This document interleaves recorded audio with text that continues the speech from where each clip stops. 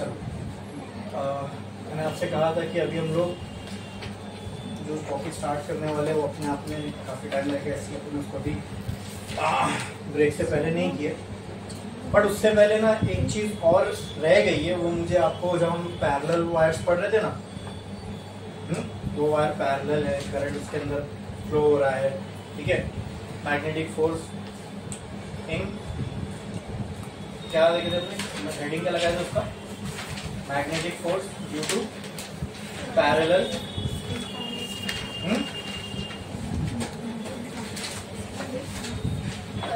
Force between two current, force between two parallel current carrying wire, बराबर। अब दोस्तों यहां से है ना, ये जो हमको यहां से जो हमको फोर्स का फॉर्मूला मिला था, फोर्स का फॉर्मूला क्या मिला था, म्यू नॉट बाय 4 पाई, आगे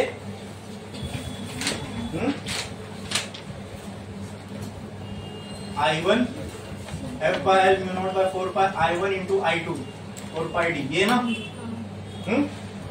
ठीक है। कुछ ऐसी थी ये वायर्स, I1 करंट था इसमें वायर 1, I2 करंट था इसमें थी वायर 2। रिपल्शन वाले केस में भी फोर्स इतना ही आएगा, खाली फोर्स के डायरेक्शन अलग होंगे। उसके लिए हम फॉर्मूला निकालने जाओ, आपको फॉर्मूला यही आएगा, ठीक है।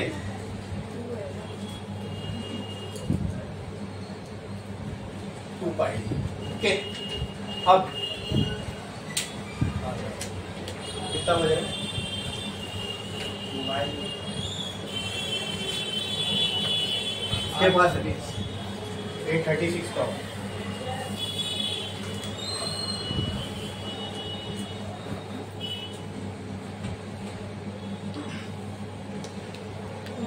अब ये मैथमेटिकल रिलेशन है ना दोस्तों, हम लोग करंट को डिफाइन कर सकते हैं, मतलब करंट का जो एम्पियर का डेफिनेशन है ना, वो यहीं से आया हुआ है, ठीक है।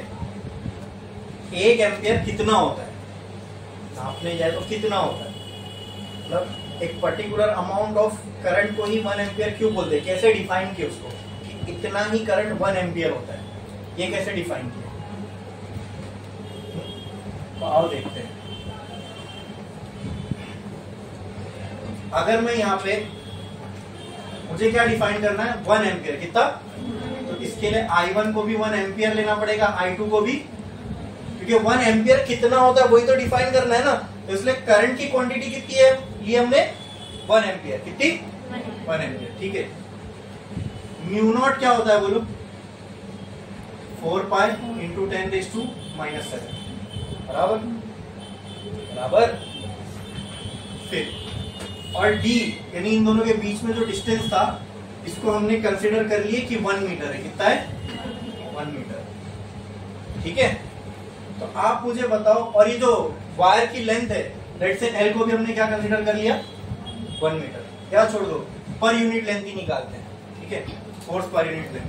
तो मुझे बताओ, अगर ये सारी वैल्यू अगर मैं ऊपर वाले रिलेशन में पुट करूं, करंट 1 एम्पियर है, म्यू नॉट ये कितना आएगा 4 pi into 10⁻⁻⁷ upon 2 pi into 1 into 1 into 1, ये पाई 2 1 जा 2 2 जा।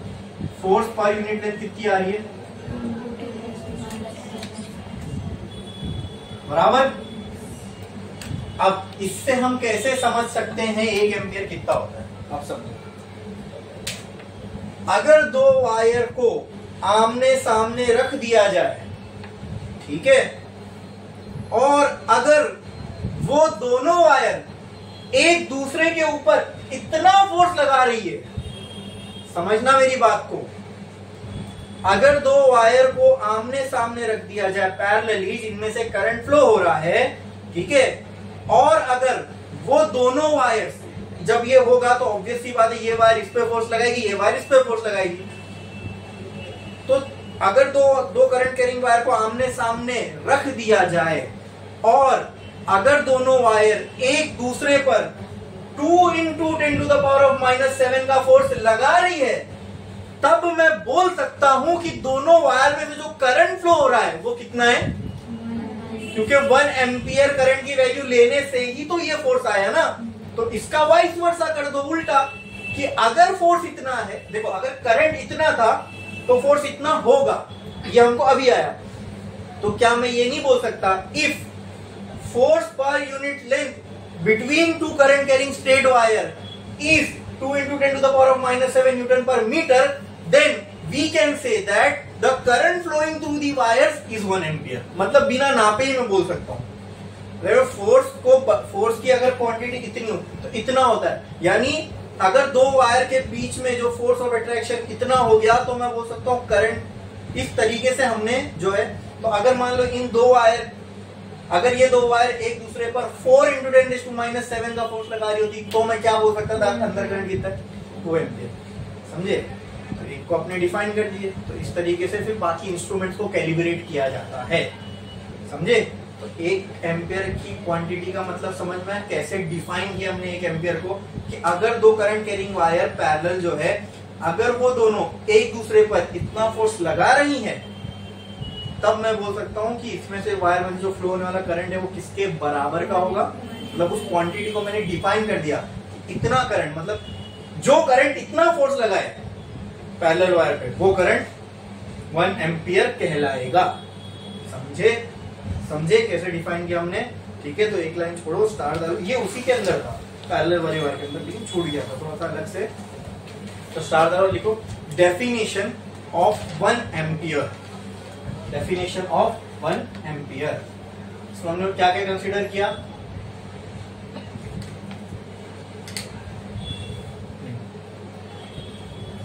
तो ऐसा भी लिख दो अभी स्क्रीन से, ये दोनों वायर बनाओ, ऐसा D इक्वल टू ये लिखो।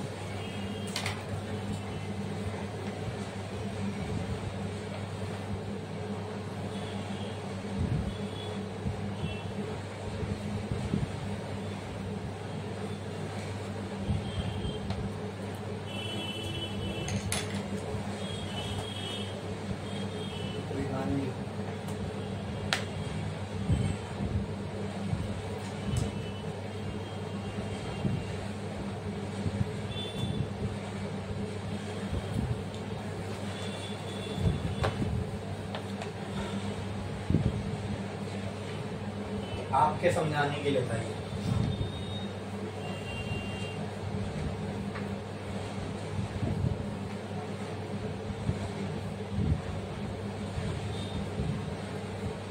उसके नीचे जो मैं बोल रहा हूँ उसके नीचे लिखना, स्टेटमेंट जो मैं बोल रहा हूँ तो उसके नीचे लिखो या साइड में लिखो, जैसा आपको ठीक लगे, जैसा समझ में आए।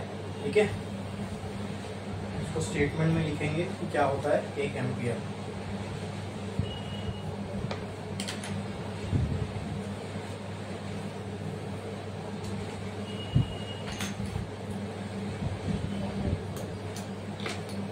स्टेटमेंट लिखो इसका, if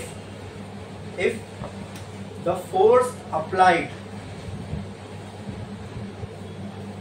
if the force per unit length, if the force per unit length applied by two parallel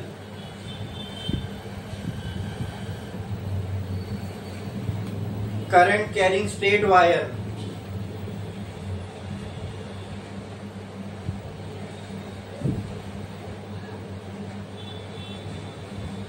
kept at a distance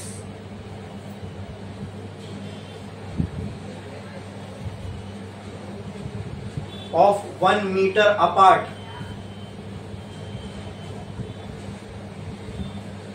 अब तक हमने क्या लिखा देखो, अगर फोर्स पर यूनिट लेंथ दो करंट कैरिंग पैरेलल वायर का जो एक दूसरे से 1 मीटर की दूरी पर है, ठीक है, फोर्स पर यूनिट लेंथ दो करंट कैरिंग पैरेलल वायर का जो 1 मीटर की डिस्टेंस पर है, is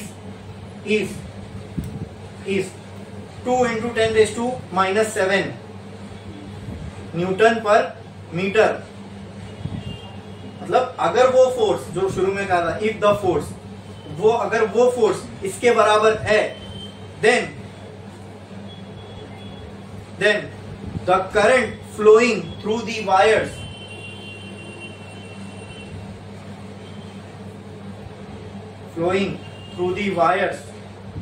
is said to be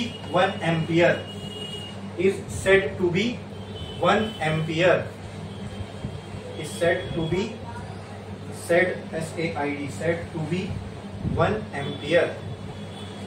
समझे ना आप? डेफिनेशन हमने अभी क्या लिखा देखो, if the force per unit length applied by two parallel wires on each other, है ना, applied by two current carrying straight wire, ठीक है, वहां पे एक ऐड कर दो on each other, straight wire के ऊपर आगे थोड़ा सा ऐड कर दो on each other, on each other. If the force per unit length applied by two parallel current carrying wire on each other kept at a distance 1 meter apart is 2 into 10 to minus 7, मतलब अगर ये होगा, अगर दो wire जो parallel है, straight है, current carry कर रही है, अगर वो दोनों वायर एक दूसरे पर इतना फोर्स लगाएंगी तो मैं कह सकता हूँ कि उन वायर में जो करंट फ्लो हो रहा है वो कितना है, ये हो गया। डिफाइन कर देना हमने 1 एम्पियर की क्वांटिटी, समझ में आया? क्लियर है? तो दिस वाज द, यहां से आया 1 एम्पियर का डेफिनेशन, इतना होता है 1 एम्पियर, समझे? क्लियर है? ओके, चलो अब बढ़ते हैं आगे हमारे नेक्स्ट टॉपिक पे, जो हमारा डेरिवेशन है, जो हमें करना है। एक लाइन छोड़ो, स्टार डालो और लिखो मैग्नेटिक फील्ड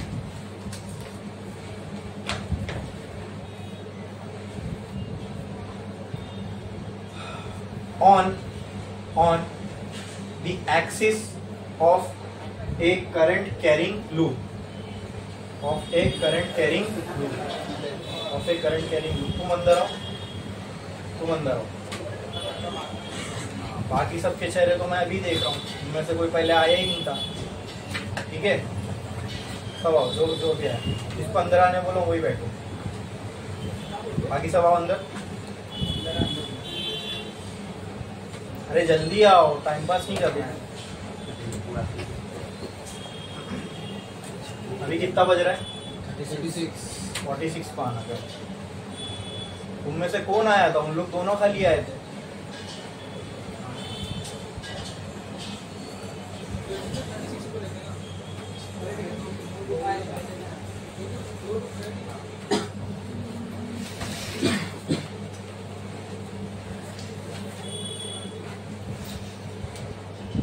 तो भेजो इधर,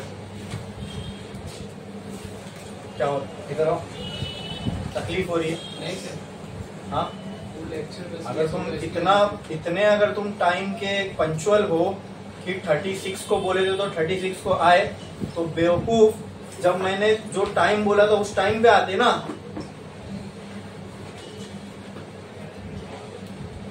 अब क्यों पंचुअलिटी दिखा रहे हो?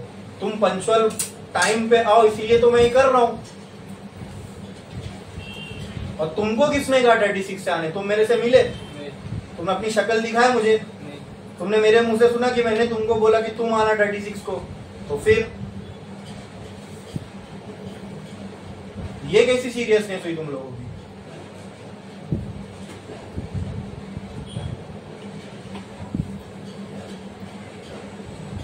दस मिनट वेस्ट हो जा रहे, तुमको फर्क ही नहीं पड़ रहा है कुछ।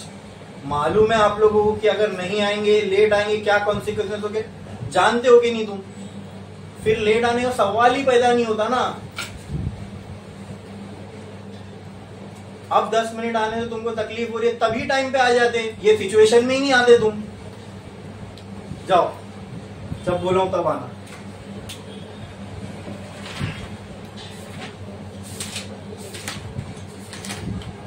हेडिंग लगाए? क्या हेडिंग लगाए?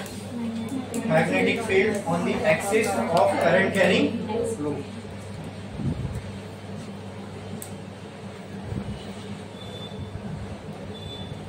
अब इसमें हमको करना क्या, पहले वो समझ लो।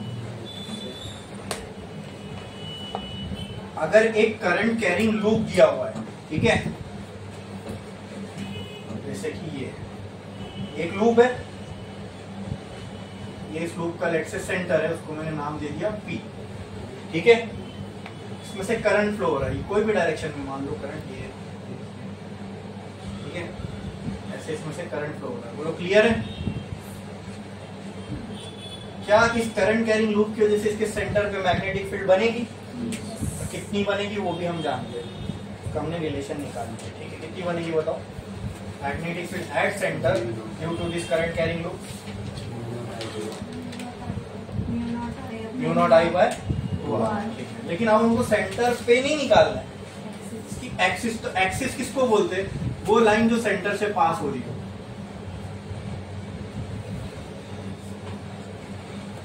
ये हो गई इस करंट कैरिंग लूप की एक्सिस। अब इस एक्सिस पे कोई भी एक पॉइंट दे दिया है, कोई भी एक पॉइंट ले लो, कोई नहीं, यहाँ पे कोई भी एक पॉइंट ले लो, यहाँ पे मैंने एक पॉइंट दिया एक्सिस पे, कहीं पे भी। अब इस वायर में से करंट फ्लो हो रहा है ना, तो मैग्नेटिक फील्ड बनेगी। उस मैग्नेटिक फील्ड की यहाँ पे क्या वैल्यू होगी आपको बताना है। मतलब इस लूप की वजह से उसकी एक्सिस पे कोई भी एक पॉइंट पे क्या मैग्नेटिक फील्ड होगी। हाँ, अब इसको मैंने ऐसा बनाया हो ना, तो मतलब समझ लेना ये ऐसा रखा हुआ है बोर्ड पे, प्रॉपर सर्कल नहीं दिख रहा है, वो ओवल दिख रहा है। क्यों? क्योंकि ये एक्चुअल में ऐसा रखा हुआ है, बोर्ड के प्लेन के बाहर है, ऐसे, समझे? तो अब आपको बहुत अच्छे से अपने इमेजिनेशन को यूज करना है ना इस वाले डेरिवेशन में, तो ध्यान से समझना इसको, ठीक है? ये है वो करंट कैरिंग लूप, इसके सेंटर से एक ऐसी लाइन पास हो रही है, उसी को हम एक्सिस बोलते हैं। तो एट एक्सिस, तो एक्सिस तो मतलब कोई भी पॉइंट पे एक्सिस के आपको निकालने बोले आपको निकालना, ठीक है? तो ये है वो एक्सिस। इसके कहीं पे भी मैंने एक पॉइंट लिखा है यहाँ पे, कि वो पॉइंट ये है, ठीक है? उसको भी नाम दे दो कुछ भी, तो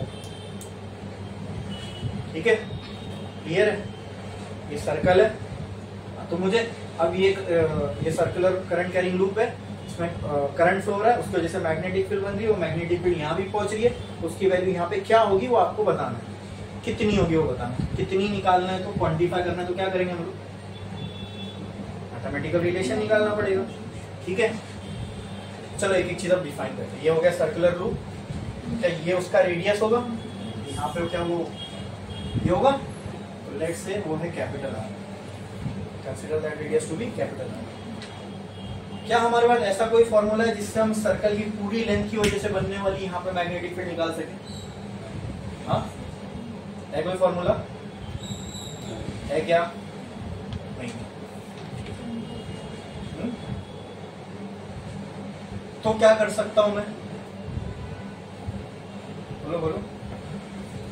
अगर मैं इस सर्कल में से छोटा सा टुकड़ा काट लूं, जिसकी लेंथ क्या हो सकती है? डीएल। क्या वो छोटे से डीएल टुकड़े में से भी करंट फ्लो होगा? तो क्या उससे भी मैग्नेटिक फील्ड बनेगी? तो एक छोटे से टुकड़े डीएल से जो मैग्नेटिक फील्ड बनती है किसी भी पॉइंट पे, क्या वो निकाली जा सकती है? By using Biot Savart's law. Very good, okay okay. तो मुझे ये तो समझ में आ गया कि मेरे पास डायरेक्ट तो कोई फॉर्मूला नहीं है, वही तो निकालने जा रहे। तो फिर क्या कर सकते हैं? तो फिर एक दिमाग लगा सकते हैं कि पूरे से तो नहीं निकाल सकते हम लोग, काम करते हैं, हमारे पास एक लॉ है जो हमको छोटे से टुकड़े से निकालने के लिए हेल्प कर सकता है। तो पहले वो निकाल के देखते हैं, फिर अगर एक छोटे से टुकड़े की वजह से यहाँ पे मैग्नेटिक फील्ड मिल गई, तो वही मैग्नेटिक फील्ड को हम क्या कर देंगे? इंटीग्रेट, तो पूरी लेंथ से की वजह से मिल जाएगी। कितना क्लियर है? तो अब पहला स्टेप अपना क्या रहेगा कि छोटी सी लेंथ की वजह से निकालो, उसके लिए वो छोटी सी लेंथ यहाँ काटना पड़ेगा। और फॉर इजी अंडरस्टैंडिंग में इधर काट रहा हूँ ताकि वो समझ में डायग्राम बराबर आएगा। कहीं भी काट सकते हो पूरे सर्कल में, वही आंसर आएगा, लेकिन आपके इजी अंडरस्टैंडिंग के लिए मैं यहाँ पे काट रहा हूँ, ठीक है? ये हो गई वो डीएल लेंथ की वायर जो मैंने कट किया, ठीक है? इसकी वजह से यहाँ मैग्नेटिक फील्ड निकालना है, मतलब ये डिस्टेंस मुझे चाहिए। हाँ, ये डिस्टेंस को क्या बोलते हैं याद है? यस यस, क्या था ये? हाँ, बोलो, गलत तो गलत, सही कर देंगे, बोलो ना। अभी तो बोले ना आपने कि डिस्टेंस को किससे? Yes, small R. The distance between the dl elemental length और पॉइंट जहां निकालना है, वो डिस्टेंस को हम किससे डिफाइन कर रहे थे? स्मॉल आर से, ठीक है? अब यहाँ पे आपको ये एक लेंथ भी दिख रही है, देखो ये यहाँ से लेके यहाँ तक हॉरिजॉन्टल वर्टिकल लेंथ, तो इसको भी एक नाम दे देते हैं, let this length be z, कुछ भी एक्स वाई कुछ भी दो। टेक्स्ट बुक में जेड लिया इसलिए मैंने भी जेड ले लिया, ठीक है? ठीक है, कुछ भी नाम दे सकते हो। यहाँ तक का सिनेरियो समझ में आया? बोलो क्लियर है? इतना पक्का है दोस्तों कि इस डीएल की वजह से यहाँ पे क्या बनेगी? Magnetic field. क्या बनेगी? Magnetic field. ओके, अच्छा ये क्या 90 डिग्री दिख रहा है आप लोग को? हाँ, और डीएल और ये जो आर है इसके बीच में जो एंगल है, लेट से मैं इसको थीटा मान, कुछ भी हो सकता है ना एंगल, कुछ भी एंगल हो सकता है, लेट दिस बी थीटा। तो यहाँ तक क्लियर है। हाँ, अब डीएल लेंथ की वजह से यहाँ पे जो मैग्नेटिक फील्ड बनेगी वो क्या होगी, बोलो बोलो, वेरी गुड, क्या होगी, डीबी। तो ये डीबी निकाल सकते हैं हम लोग, यस बिल्कुल, कैसे, by Biot Savart's law, that dB, ठीक है, will be equal to something, ठीक है, तो पूरा बायो-सेवर्ट्स लॉ लिखना पड़ेगा, लेकिन अभी नहीं अप्लाई करते क्योंकि यहाँ पे अभी जब मैं फिर आगे बढ़ूंगा फिर वो प्रॉब्लम आएगी, फिर ये मिटाना पड़ेगा, इसके लिए मैं पहले वो डिस्कस कर लेता हूँ, ठीक है, तो उसके बाद बायो-सेवर्ट्स लॉ अप्लाई करेंगे, ओके। हाँ चलो, अब यहाँ पे मैग्नेटिक फील्ड होगी, तो मैग्नेटिक फील्ड का तो डायरेक्शन भी होता है और वो हमको मालूम होना जरूरी है, ठीक है, ठीक है। तो चलो आओ देखते हैं कि ये मैग्नेटिक फील्ड का जो डायरेक्शन है ये क्या होगा इस पॉइंट के ऊपर, ठीक है, ओके, समझे। अब ये है, अब समझना ध्यान से, ये है वो करंट कैरिंग लूप, क्लियर। हाँ, ये है डीएल, ये है डीएल, ये है डीएल। मैं बायो-सेवर्ट्स लॉ साइड में लिखता हूं,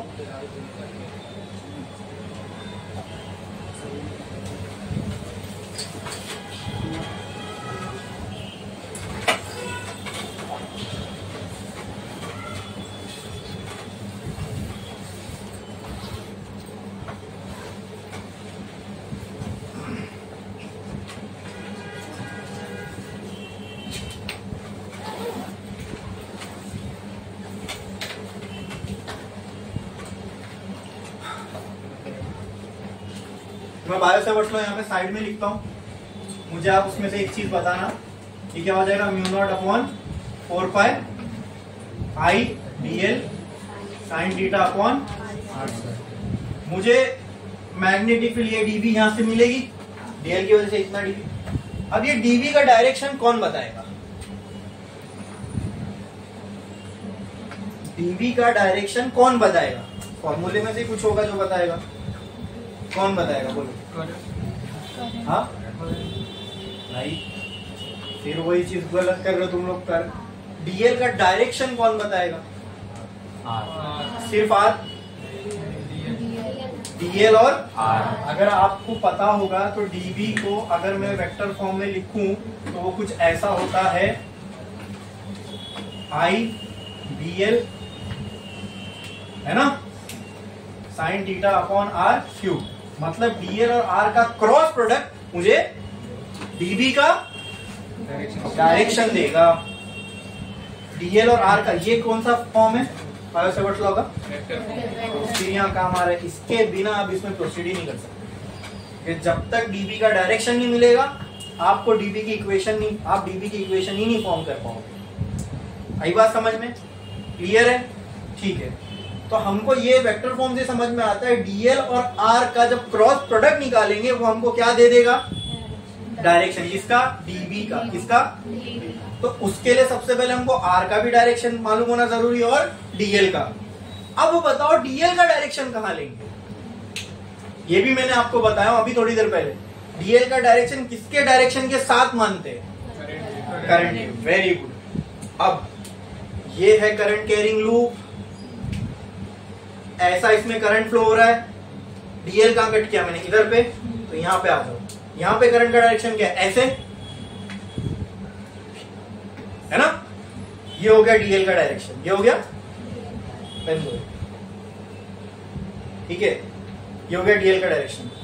यहां कहीं पे वो पॉइंट है पी ओ, यहां कहीं पे वो पॉइंट है ओ, बराबर। तो क्या ये डिस्टेंस होगा वो आर, जहां से डीएल कट किया, डीएल का डायरेक्शन तो ये हो गया, ठीक है। देखो ये हो गया करंट कैरिंग लूप, इसमें से करंट ऐसे फ्लो हो रहा है, डीएल यहां कट किया तो डीएल का डायरेक्शन थी, तो डीएल पे देखो करंट का डायरेक्शन का है, डीएल पे करंट का डायरेक्शन ऐसे लिखा, ये हो गया डीएल का डायरेक्शन। लेकिन हमको मैग्नेटिक फील्ड के लिए डीएल के साथ आर को क्रॉस करना है, तो उसके लिए आर का भी डायरेक्शन चाहिए। ठीक है, ये करंट कैरिंग लूप, ये उसका सेंटर, ये उसमें से एक्सिस पास हो रही है, यहाँ पे वो पॉइंट है ओ, ये हो गया पॉइंट ओ, पॉइंट ओ से लेके डीएल तक का डिस्टेंस है आर, वो ये हो गया। बोलो क्लियर है, इतना समझे। अब इसको देखो मैं क्या कर रहा हूँ, बस वो इमेजिनेशन में ऐसे रखो। ठीक है, इसको मैंने साइड में लिया, ऐसे किया, ऐसे किया। डीएल और आर के बीच में एंगल कितना है, ये याद रखना। यहाँ पे डीएल और आर के बीच में एंगल कितना है, ऐसे ऐसे, वापस ही अपने ओरिएंटेशन में।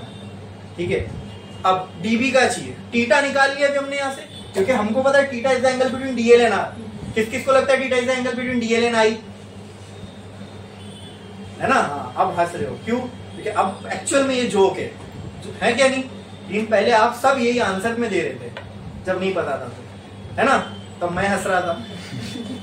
ठीक है, तो theta is the angle between dl and R, तो डीएल आर दोनों मिल गया। अब इसको क्रॉस कर दो तो तुमको बी का डायरेक्शन मिलेगा, डीएल और आर, मतलब डीएल से आर की तरफ को फिंगर घुमाओ, डीएल ये है, आर ये है, डीएल की तरफ से आर, ये हो गया, ये हो गया। लाओ एक और पेन दो, ये हो गया, ये हो गया किसका डायरेक्शन, डीबी का। डीएल की तरफ से आर घुमाया तो डीबी का डायरेक्शन मिलेगा ना, तो ये मिल गया किसका डायरेक्शन, मैग्नेटिक फील्ड का। लेकिन मैग्नेटिक फील्ड यहां निकालना है, वो पॉइंट किधर पे, ये आर के टॉप पे, मतलब यहां लेके जाना पड़ेगा, यहां। बोलो क्लियर है, बोलो क्लियर है, हाँ। ये है डीबी, ये है, बोलो इतना क्लियर है क्या, ये समझ में आया? इसमें किसी को कोई डाउट है? पक्का पक्का पक्का समझे? ये जो पॉइंट है ओ, इस पे डीबी का डायरेक्शन ये है। हाँ, क्या डीबी और आर एक दूसरे से परपेंडिकुलर है? क्या आर और डीएल एक दूसरे से परपेंडिकुलर है? हाँ, अब मैं देखो क्या कर रहा हूँ, ये अरेंजमेंट ऐसी है, डीबी को मैंने नीचे लाया, इसको स्ट्रेट किया और आपके सामने रखा, तो आप बोलोगे क्या सर, डीएल आर और डीबी तीनों एक दूसरे से परपेंडिकुलर है। ठीक है, ये डीएल का डायरेक्शन था, ये आर का डायरेक्शन था, डीएल आर को क्रॉस किया तो ये ऐसा। ठीक है, डीबी का डायरेक्शन, बोलो इतना क्लियर है? हाँ, ये समझ में आया? हाँ, ये कुछ ऐसा है, ये ऐसा था, क्रॉस किया, आर को ऐसा करूंगा तो डीबी ऐसा टेढ़ा दिखेगा, टेढ़ा, लेकिन एक्चुअल में ये तीनों एक दूसरे से क्या है, ये समझ में आ रहा है कि नहीं आ रहा है? बोलो आ रहा है कि नहीं आ रहा है? पक्का पक्का। अब इसको मुझे वहां बोर्ड पे बनाना है। ठीक है, इसको मुझे वहां बोर्ड पे बनाना है, तो मैं क्या करता हूँ, इसको ऐसा कर देता हूँ। ठीक है, अब देखो ये किसका डायरेक्शन था, डीएल का, ये किसका डायरेक्शन था, आर का। ठीक है, ये आर का डायरेक्शन था, ये ऐसे कुछ। ठीक है, और इससे मैंने इसको क्रॉस किया तो ये आ गया किसका डायरेक्शन, डीबी का। किसका, डीबी का। बोलो क्लियर है, ये समझ में आया? पक्का पक्का। अगर मैं आर को ऐसा कर दूं तो डीबी ऐसा टेढ़ा हो जाएगा, आर ऐसा है तो डीबी ऐसा आ रहा है। अगर आर को मैं उस साइड से देखूं तो, बोलो, अगर आर को मैं ऐसा करूं तो डीएल वहां चला जाएगा, मतलब डीएल में यहां भी कट कर सकता हूं। अरे समझे ना, डीएल यहां कट करूंगा तो आर ये हो जाएगा, जब आर ये हो जाएगा तो डीबी ये हो जाएगा। अरे समझे कि नहीं समझे? अरे बोलो बोलो, पक्का? इसमें किसी को कोई डाउट है? तो अगर डीएल में उस साइड कट करता हूं तो ये हो जाएगा आर और ये हो जाएगा डीबी। क्या इसमें किसी को कोई डाउट है? DL are dB, DL are dB, DL are, ये डीएल, ठीक है, ये आर और डीबी। ठीक है, ठीक है, ये इधर लेके गया और यहाँ पे यही पॉइंट पे था डीबी। हाँ, ऐसा रहेगा। समझ में आ रहा है कि नहीं आ रहा है? पक्का? किसको नहीं समझ में आया? डीएल का डायरेक्शन ये, वेक्टर का डीएल वेक्टर का डायरेक्शन ये, आर का डायरेक्शन ये। ठीक है, ठीक है, थोड़े टाइम के लिए मैंने इसको ये डायग्राम से हटाया, स्ट्रेट किया। ठीक है, आपको क्या करना है, डीएल क्रॉस आर किया, ये मिला मुझे डीबी का डायरेक्शन, ये था मेरे डीबी का डायरेक्शन। ठीक है, लेकिन डीबी तो मुझे ऊपर निकालना है तो मैं डीबी को यहाँ लेके चला गया। ठीक है, आर को फिर ऐसा स्लांट कर दिया। तो इतना क्लियर है? ये समझ में आया? ठीक है, अब मैं क्या बोलता हूँ, डीएल इधर काटे ना, अगर मैं डीएल उधर काटता तो क्या होता, तो आर इस ऐसा आ जाता ना, बराबर डीबी का डायरेक्शन ये हो जाता। बोलो क्लियर है, बोलो क्लियर है, समझ में आया। तो अगर लेट से मैं डीएल यहां पे काटता तो ये डायरेक्शन मेरा किसका हो जाता, बोलो आर का, और डीबी कैसा आ रहा है ऐसे। बोलो क्लियर है, हाँ पक्का। फिर से ये डीएल का डायरेक्शन, ये आर का डायरेक्शन, ठीक है। डीएल से आर की तरफ घूमे, के डीबी का डायरेक्शन, डीबी निकालना है ऊपर तो उसको लेके गया मैं ऊपर, और अब इसको डायग्राम के फॉर्म में लेके आ गया। आर जैसा टेढ़ा था वैसे टेढ़ा कर दिया मैंने, ठीक है। बोलो क्लियर है, ये समझ में आया। इसमें किसी को कोई डाउट है? पक्का पक्का पक्का क्लियर, इसमें किसी को कोई डाउट है? अच्छा, और ये साइड अगर ऐसा कर दूं तो डीबी का डायरेक्शन ऐसा दिख रहा है, ये डीबी को मैंने, क्लियर, समझ में आया।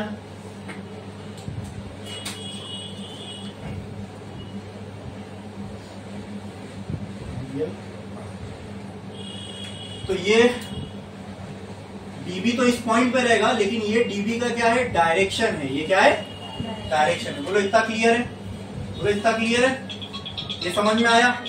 इसमें किसी को कोई डाउट है? पक्का। ये डायग्राम बना लो, जब तक जल्दी डायग्राम बनाओ।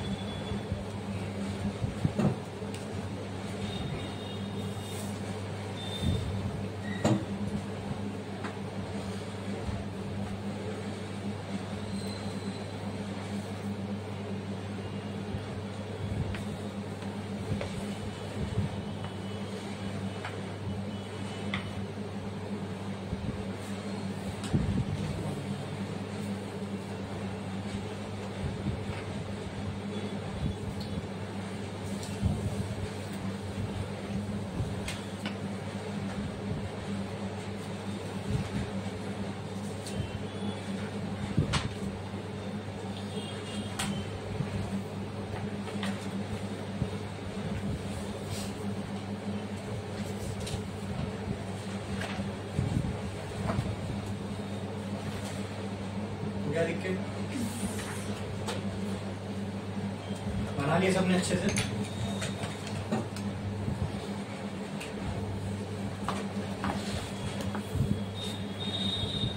ये है पॉइंट अपना O।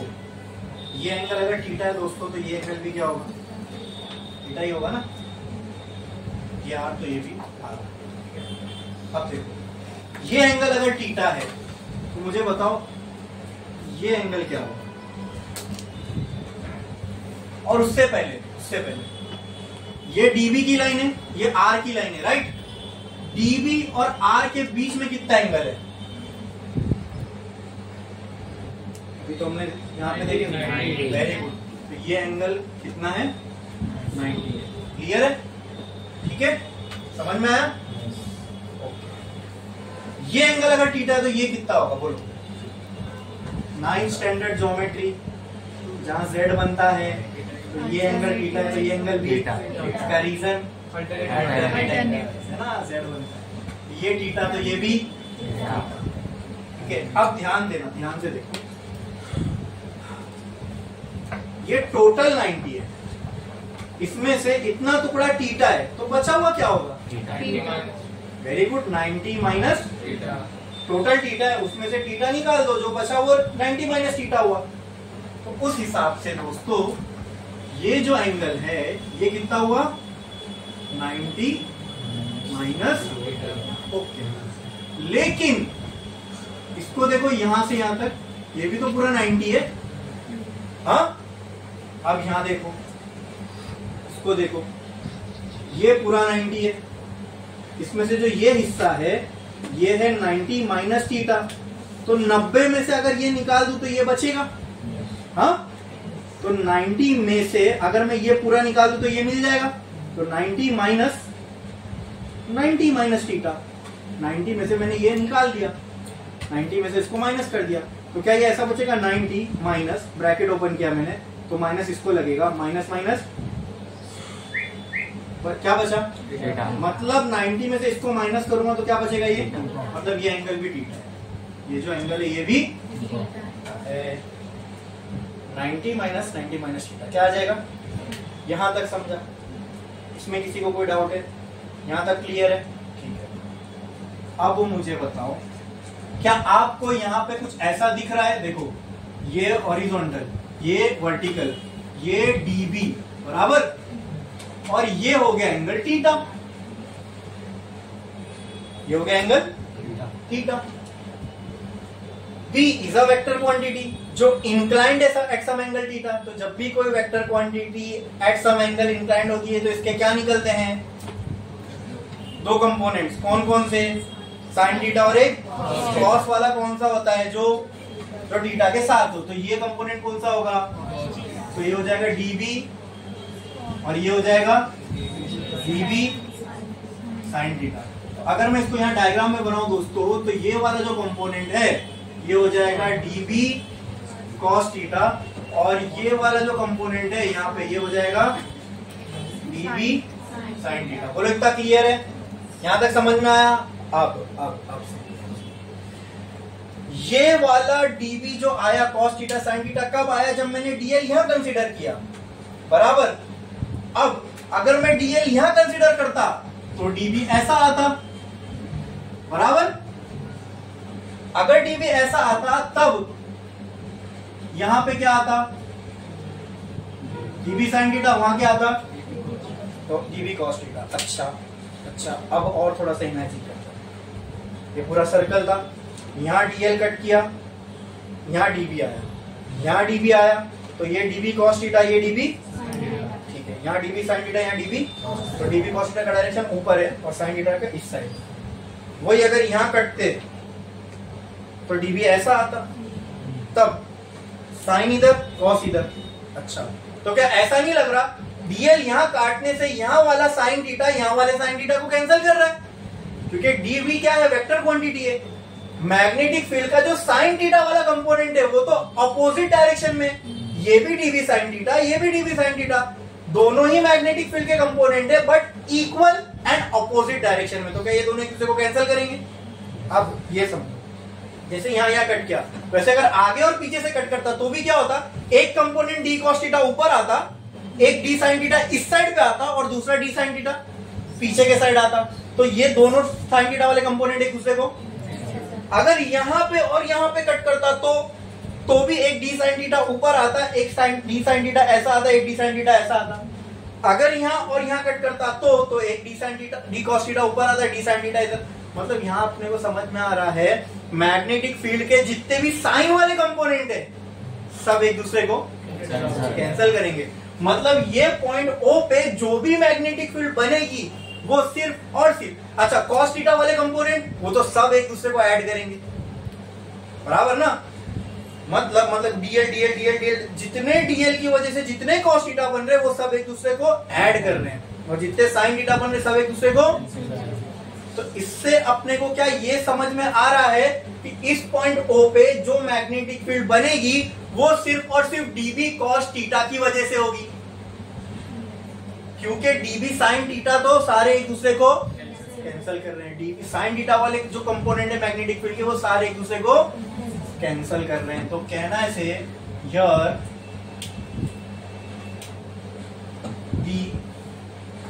Net magnetic field eight point O is dB cos theta. समझ में आया? क्लियर है?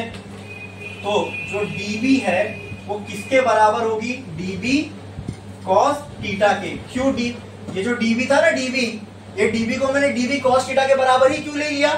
क्योंकि जितने भी साइन थीटा वो सारे एक दूसरे को कैंसिल करेंगे, तो dB में साइन थीटा का कोई योगदान होगा ही नहीं। पॉइंट O पे जो dB बन रहा है, पॉइंट O पे जो dB बन रहा है वो सिर्फ और सिर्फ किसकी वजह से होगा? dB cos थीटा की वजह से। बोलो क्लियर है? बोलो ये समझ में आया? क्या इसमें किसी को कोई डाउट है? बस इसको इंटीग्रेट कर दो तो ये dl लेंथ की वजह से बनने वाली मैग्नेटिक फील्ड है। अब जब इसको इंटीग्रेट कर दोगे तो आपको पूरे लूप की वजह से बनने वाली मैग्नेटिक फील्ड मिल जाएगी। आई बात समझ में? ठीक है, बोलो क्लियर है? हाँ, तो इंटीग्रेटिंग बोथ साइड, तो ये हो जाएगा इंटीग्रेशन dB, तो डायरेक्टली अब integration dB is equal to integration dB cos theta. अब dB को इंटीग्रेट करूंगा तो यहाँ पे क्या आ जाएगा? B, total B। ठीक है, ये हो गया इंटीग्रेशन dB cos थीटा। क्या सिर्फ dB की हम लोग को वैल्यू मालूम है कितनी है? सिर्फ dB किसके बराबर होगा? तो कहना है right, B is equal to integration dB की जगह पे मैं क्या लिख सकता हूं? dB की वैल्यू तो हमको मालूम है, mu naught 4 pi I dl। आप बोलोगे सर dB वो तो कम हो रहा था, मतलब पूरा dB तो यहाँ लग नहीं रहा, तो dB की वैल्यू क्यों रखे? अरे भाई आगे cos थीटा भी तो है ना, वो इसकी वैल्यू घटा देगा। अभी जैसे कहीं पे लिखा हुआ है 10, अब मैं बोल रहा हूँ 10 कम होगा तो आगे 0.5 से मल्टीप्लाई कर दो, 10 5 हो जाएगा, है ना? तो आगे cos थीटा लगा हुआ है। ठीक है, ये मत सोचना मैंने बोला dB का एक ही कंपोनेंट काम करेगा और dB की पूरी dB दो भाग में बढ़ गया। अब आपको ऐसा लगेगा कि सर फिर क्यों dB की वैल्यू लिख रहे हो, तो बढ़ चुका है। तो dB की जो वैल्यू हो तो मैं लिखा, आगे cos थीटा भी तो लिख रहा हूं ना, है ना? cos थीटा भी आगे मल्टीप्लाई हो रहा है ना, तो जितनी वैल्यू कम करना है वो ये कर देगा। आगे क्या आ गया? cos theta. बोलो इतना क्लियर है? हाँ, नाउ टेल मी, ये जो सिर्फ साइन थीटा के आगे वाला थीटा, ये किसके किसके बीच का एंगल है? बोलो, ये जो थीटा होगा यहाँ पे थीटा, अरे बायो-सेवर्ट्स लॉ का है ना ये, इसको, ये तो कंपोनेंट है cos dB का, ठीक है, लेकिन ये जो फॉर्मूले में थीटा आ रहा है ये किसको रिप्रेजेंट करेगा? साइन के बाजू में, हाँ, एंगल बिटवीन dl एंड, और हमने शुरू में ही देख लिया ये what is the angle between dl and r here. हाँ बोलो क्या है? dl और r के बीच में एंगल कितना है यहाँ पे?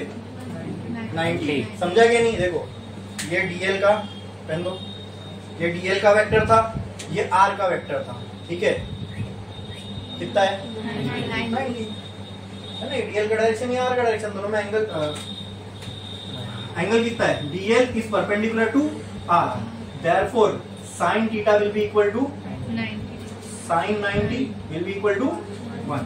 तो ये फॉर्मूला क्या बन जाएगा? बोलो बोलो, ये फॉर्मूला क्या बन जाएगा? b will be equal to integration mu naught upon 4 pi into i dl। आगे क्या बचेगा? अपॉन r स्क्वायर ना। अरे ये तो रह गया ना इधर। क्लियर है? इसमें किसी को कोई डाउट है? यहां तक ये समझा सबको अच्छे से? अरे बोलो हाँ। अब जो जो कांस्टेंट है पहली फुर्सत में सबको बाहर निकालो, ठीक है, फिर जो बचता है उसको देख लेंगे। अच्छा, वो बाहर निकालने से पहले भी r बाहर आ जाएगा, पहले म्यू बाहर आएगा, 4 पाई भी बाहर आएगा, करंट जो घूम रहा होता ही रहेगा वो भी बाहर, ठीक है, dl उसी को तो इंटीग्रेट करना है, dl छोटी सी लेंथ है, dl सबको ऐड करना है, वो देखेंगे, ठीक है। बचा cos थीटा, तो cos थीटा की जगह अच्छा r फिर r। अब मुझे बताओ दोस्तों, ये वो रिंग है, यहाँ पे एक पॉइंट है, यहाँ से यहाँ अगर मैंने dl इधर काटा ये डिस्टेंस r है, अगर dl इधर काटता तो ये डिस्टेंस कितना होता? वो भी आर ही होता, पीछे काटता तो पूरे पूरे लूप पे मैं डीएल कहीं भी काटू डिस्टेंस आर ही लेने वाला, means R is also constant here. वो भी कहाँ आएगा इंटीग्रेशन के बाहर, ठीक है। और यहाँ पे क्या मैं cos थीटा की जगह, अब ये ट्राइंगल देखो, हाँ ये इसको तो नाम वो दे दिए, इसको नाम दे दिए, इसको क्या नाम दे दूं, क्यों दे देता हूँ, चलो ठीक है। तो ये ट्राइंगल दिख रहा है क्या आपको, ध्यान से देखो,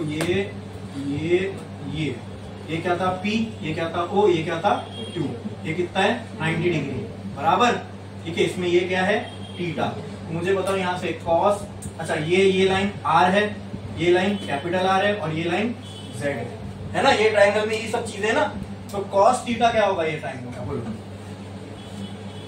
cos थीटा क्या हो जाएगा, एडजेसेंट अपॉन हाइपोटेन्यूज। तो एडजेसेंट क्या है कैपिटल R, हाइपोटेन्यूज क्या है स्मॉल r।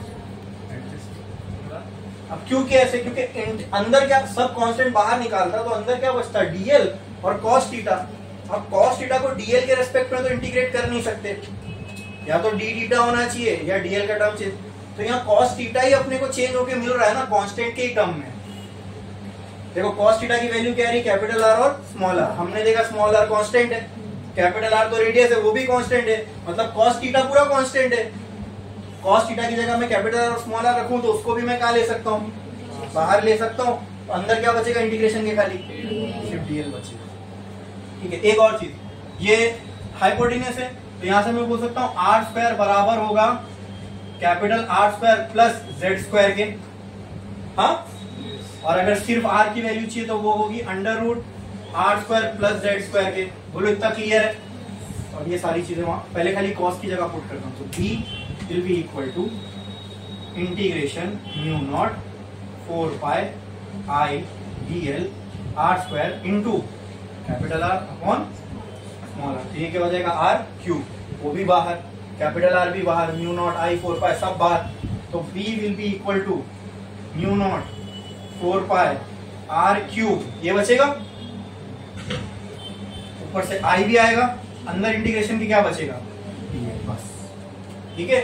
अब B equal to mu naught I 4 pi R cube, देखो ये डीएल मैंने सर्कुलर लूप में काटा, इंटीग्रेट करना डीएल को मतलब क्या, सारे डीएल को ऐड करना, तो इस सर्कल के सरकमफ्रेंस के जब सारे डीएल को ऐड करूंगा तो मुझे ये क्या मिल जाएगा, तो वो लेंथ एल किसके बराबर होगी, ये जो सर्कल की टोटल लेंथ है उसके, ये जो सर्कल की टोटल लेंथ है डीएल को ऐड करूंगा तो ये सर्कल की तो टोटल लेंथ मिलेगी ना मुझे, तो वो किसके बराबर होती है, उसको क्या बोलते हैं सरकमफ्रेंस ऑफ द सर्कल, यानी डीएल को इंटीग्रेट करूंगा तो मुझे सर्कल की सरकमफ्रेंस मिलेगी, तो क्या होती है, जो क्या किसके बराबर होती है, बोलो integration of DL 2 pi r के बराबर होगी ना भाई, सरकमफ्रेंस ऑफ द सर्कल, हाँ सिक स्टैंडर्ड मैथ्स, ठीक है। सरकमफ्रेंस ऑफ द सर्कल क्या होती है 2 पाई कैपिटल R, हाँ बोलो बोलो किसमें आपके कांस्टेंट बाहर निकाली ना, कैपिटल R उसमें बाहर नहीं आया, अच्छा ठीक है, यहाँ पे ये कैपिटल R, ओके, तो यहाँ पर भी रहेगा बराबर। अच्छा अब क्या क्या इसमें से जा सकता है, ये पाई कैंसिल, तो R स्क्वायर हो जाएगा, 2 1 जा 2 2 जा, तो यहाँ पे B क्या बचेगा, B will be equal to mu naught I R square upon 2 R cube, ये आ गई magnetic field at any point on the axis of a current carrying loop. इतना समझ में आया, क्लियर है। लेकिन सिर्फ इसको यहां तक ना छोड़ते हुए अपन इसको और थोड़ा आगे बढ़ाएंगे, ठीक है। आर को हम लोग इसके टर्म्स में रखते हैं, देखो क्या आता है, हाँ B will be equal to, क्या ऐसा लिख सकता हूं मैं, B will be equal to mu naught I capital R square upon 2 into, यहां पे क्या है दोस्तों R क्यूब ना, तो R की जगह पे मैं ये लिख सकता हूं क्या, देखो R square plus Z square, हाँ under root R square plus Z square बराबर, ये हो गया r की जगह पे द होल बोलो क्लियर है? हाँ अच्छा, क्या मैं इसको ऐसा लिख सकता हूं, आप बताओ, b is equal to mu naught I R square upon 2 R square plus Z square, R square plus Z square, ये 3 ऑलरेडी है, मल्टीप्लाई बाय 1/2 करूं उसको। क्या किया मैंने, रूट हटा के पावर में 1/2 डाल दिया। रूट का मतलब वही होता है ना, मतलब मैं रूट 2 को 2⁻1/2 भी लिख सकता हूं। रूट का मतलब यही होता है, रूट हटा तो पावर में क्या आ गया।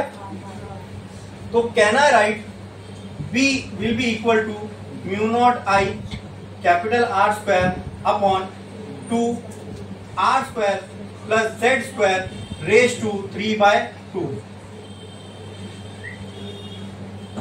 ये है actual formula for magnetic field due to a current carrying loop on its axis. ठीक है, मतलब एक्सिस पे कोई भी एक पॉइंट पे अगर आपको मैग्नेटिक फील्ड निकालना है तो आप वो फॉर्मूले से निकाल सकते हो। चलो इसको वेरीफाई करते हैं कि ये सही है या नहीं। कैसे कर सकते हैं, क्या ये जो सर्कुलर लूप है, इसके सेंटर से मैंने एक लाइन बनाया, तो ये लाइन पे कोई भी पॉइंट होगा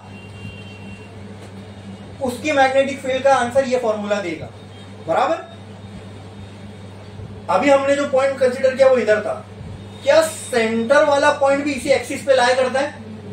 हाँ, तो अगर सेंटर पे ये फॉर्मूला बराबर आया मतलब ये फॉर्मूला सही है, और सेंटर वाला फॉर्मूला हमको ऑलरेडी मालूम है। तो बस क्या करना है हम लोग को, अगर ये पॉइंट मुझे सेंटर पे लाना है तो वहां z की वैल्यू 0 होगी। देखो यही z है ना, अगर ये पॉइंट को मैं यहां लेके आ जाऊं तो z क्या हो जाएगा, 0। तो z की जगह अगर मैं 0 पुट करूं तो खाली क्या बचेगा यहाँ पे, r स्क्वायर रेज टू 3/2, मतलब ऐसा कुछ, b equal to mu naught I r square upon 2 into r square raise to 3/2। ये 2 कैंसल, तो b क्या बचेगा, mu naught I r square upon 2 into R cube, ये स्क्वायर ये क्यूब कैंसल, तो b will be equal to mu naught I 2r।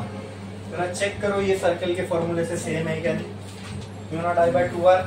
क्या circle के लिए, सर्कुलर लूप के सेंटर पे यही आती थी मैग्नेटिक फील्ड? क्या ये फॉर्मूला z इक्वल टू 0 पे अप्लाई करने पे वो सेंटर वाले ही सिनेरियो बन रहा है? क्या उससे जो फॉर्मूला आना चाहिए था वही आ रहा है? मतलब वो फॉर्मूला करेक्ट है, ये वाला। समझ में आया, क्लियर है? ठीक है, तो ये है मैथमेटिकल रिलेशन, ये है mathematical relation for current, for the magnetic field on the axis of a current carrying. हमने इससे पहले देखा था करंट कैरिंग लूप के सेंटर पे, अब क्या देखा, उस सेंटर से एक लाइन निकल रही है, ऊपर नीचे कहीं भी हो सकती है, ठीक है, उसके ऊपर कोई भी एक पॉइंट है, वहां पे आपको मैग्नेटिक फील्ड निकालना है, तो इससे निकाल सकते हैं। ठीक है, इसमें z की खाली आपको पोजीशन मालूम होनी चाहिए, r तो कांस्टेंट है ना, r तो रेडियस है इसका सर्कल का, खाली z डिफाइन कर दो, तुमको r की सारा मैग्नेटिक फील्ड मिल जाएगी। बोलो क्लियर है? ये सबको अच्छे से समझना है। यहाँ पे मेजरली जो समझना था वो ये था कि यहाँ पे जो मैग्नेटिक फील्ड बनेगी वो सिर्फ cos थीटा से बनेगी, sin थीटा के यहाँ पे कोई काम नहीं है। वो कैसे, वो भी समझ में आया, कैसे साइन ने एक दूसरे को कैंसिल किया, कैसे cos ही खाली वहाँ एक कंपोनेंट बच रहा था, सारे cos एक डायरेक्शन में, सारे साइन एक दूसरे को कैंसिल कर रहे हैं, तो जो नेट मैग्नेटिक फील्ड बनेगी वो सिर्फ और सिर्फ cos की वजह से बनेगी। तो इंटीग्रेशन भी हम किसका करेंगे, cos का ही करेंगे। सही बात समझ में क्लियर है? तो dp की जगह हमने फिर जो बायो-सेवर्ट्स लॉ से dp का फॉर्मूला वो पुट किया, ऑलरेडी साइड में रखा, थीटा की जगह 90 आएगा, क्यों, क्योंकि dl और r के बीच में एंगल कितना है 90, वो हमने पहले ही देख चुके हैं पूरा वेक्टर बना के। ठीक है, तो वो 90 था तो साइन का हट गया, वो सारा बचा, फिर तो पूरा मैथ्स था। समझ में आया, क्लियर है? कोई इसमें किसी को डाउट? अच्छे से समझा, पक्का? अच्छा, कोई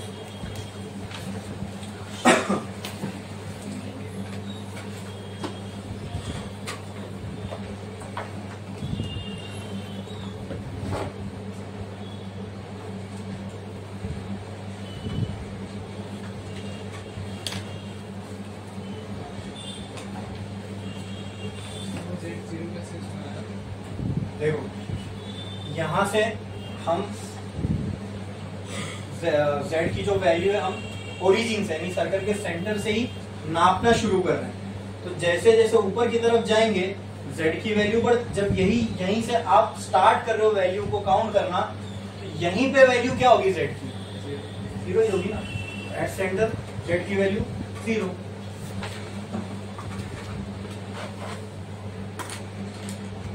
नीचे भी जाओगे तो 1 2 3 4 स्टार्ट होगा, ऊपर भी जाओगे तो 1 2 3 4 स्टार्ट होगा। एग्जैक्टली सेंटर में z की वैल्यू क्या है, 0।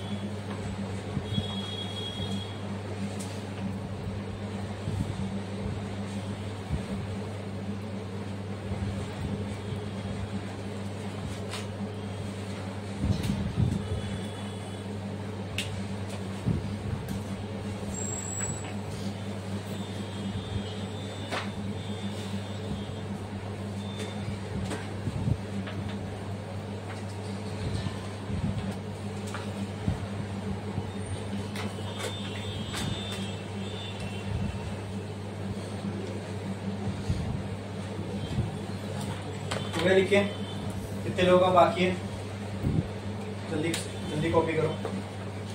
फिर नेक्स्ट जो हम लोग टॉपिक स्टार्ट करने वाले हैं वो पूरा नया टॉपिक है। यहाँ पे अभी तक हम लोग सारी ही मैग्नेटिक फील्ड्स की वैल्यू निकालते हुए आ रहे थे। पहले हमने मैग्नेटिक फील्ड निकाली स्ट्रेट करंट कैरिंग वायर की वजह से, फिर मैग्नेटिक फील्ड निकाली इनफाइनाइट वायर की वजह से, फिर मैग्नेटिक फील्ड निकाली आर्क की वजह से उसके सेंटर पे, फिर क्वार्टर सर्कल की वजह से सेंटर पे, सेमी सर्कल की वजह से सेंटर पे, सेंटर सर्कल की वजह से सेंटर पे, सारे के मैग्नेटिक फील्ड की वैल्यू निकाल रहे थे। यहाँ पर भी हमने मैग्नेटिक फील्ड की वैल्यू निकाली लूप की वजह से एक्सिस पे, बराबर, ठीक है। अब हम लोग जो टॉपिक नेक्स्ट स्टार्ट करने जा रहे हैं that is magnetic dipole. Magnetic, ठीक है। ऐसी हमने एक क्वांटिटी कहीं और भी पढ़े, क्या नाम था उसका? Electric dipole. क्या नाम था? तो उसकी एनालॉगी से इसको समझे, ठीक है। आओ कि मैग्नेटिक डाइपोल क्या होता है। एक लाइन छोड़ो, स्टार डालो और लिखो magnetic dipole. Magnetic dipole,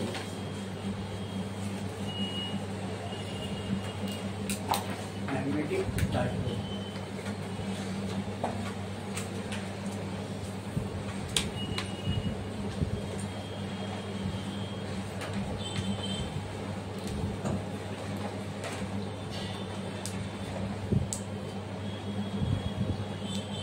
electric dipole याद है क्या होता था? उसको डिफाइन कर सकते हो? What was electric dipole by definition? क्या होता था इलेक्ट्रिक डाइपोल का मतलब? बोलो, क्या मतलब था इलेक्ट्रिक डाइपोल का?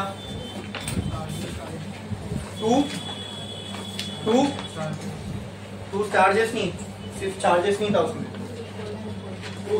To equal and opposite charge separated by very small distance, है ना, उसी को बोलते थे डाइपोल। तो इक्वल एंड अपोजिट कैसे बनाते थे हम लोग?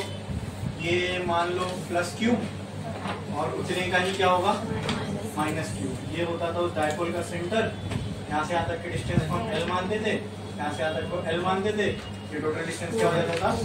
इसको बोलते थे डाइपोल, ठीक है। अब सेम वे जैसे यहाँ पे two equal and opposite charge थे, तो यहाँ पे इक्वल एंड अपोजिट समझ लो पोल्स है, ठीक है। अब पोल की कोई, जैसे इनका तो चार्ज का तो मैग्नीट्यूड होता है, पोल का कोई मैग्नीट्यूड नहीं होता ना। नॉर्थ का कोई वैल्यू सुने? नॉर्थ पोल की ये वैल्यू है, साउथ पोल की ये वैल्यू है। चार्ज की होती है, चार्ज की इतना कूलम का चार्ज है इतना, ठीक है। तो अगर इसकी एनालॉजी से इसको समझना है तो आप ऐसा समझ सकते हो कि जैसे वहां दो charge separated by very small distance है, वैसे यहाँ दो पोल सेपरेटेड बाय, तो यहाँ पे एक पोल हो गया एन, पॉजिटिव की जगह एन। क्यों ऐसा किया? क्योंकि देखो यहाँ से इलेक्ट्रिक फील्ड लाइन बाहर निकलती है और यहाँ से मैग्नेटिक फील्ड लाइन बाहर निकलती है, हमको मालूम है ना। और यहाँ आ गया साउथ, तो हमको मालूम है कि यहाँ पे इलेक्ट्रिक फील्ड लाइन अंदर की तरफ आती है ना। तो उसी एनालॉजी से अगर इसको समझू तो इसलिए मैंने नेगेटिव के पास सामने क्या बनाया? साउथ। तो साउथ की तरफ मैग्नेटिक फील्ड लाइंस इनवर्ड जाती है, बराबर। यहाँ से क्या जाएगी? आउटवर्ड। और ये कुछ ऐसे होती है, बराबर। हाँ, अब इसमें ऐसे अंदर की तरफ कोई नहीं जाती, लेकिन यहाँ पे अंदर की तरफ ऐसी जाती है। पूरा क्लियर है? हाँ, ये समझ में आया इतना? पूरा क्लियर है? वो सेपरेटेड थे एल डिस्टेंस है, तो ऐसे अगर मैं इसका सेंटर यहाँ पे ओ मान लूं, तो यहाँ से यहाँ तक का जो डिस्टेंस है लेट दिस बी एल, यहाँ से यहाँ तक का डिस्टेंस भी। अभी जैसे वहां पे चार्ज है, तो चार्ज की तो एक्चुअल वैल्यू होती है कुछ, है ना, बराबर। यहाँ पर पोल है, पोल की कोई वैल्यू नहीं, मैग्नीट्यूड नहीं होता। तो वो पोल की स्ट्रेंथ को, जैसे चार्ज की वैल्यू क्या बताती है? चार्ज की स्ट्रेंथ को। वैसे पोल की स्ट्रेंथ को एक क्वांटिटी बताती है, उसको बोलते हैं हम पोल स्ट्रेंथ। क्या बोलते हैं? तो उस पोल स्ट्रेंथ को रिप्रेजेंट करते हैं एम से। और यहाँ तो ये तुमको चार्ज जैसा लगेगा, मान लो ये पॉजिटिव है में और ये नेगेटिव है। समझ में क्लियर है? तो इससे हम एक और चीज यहाँ पे डिफाइन कर सकते हैं। ये तो हो गया डाइपोल।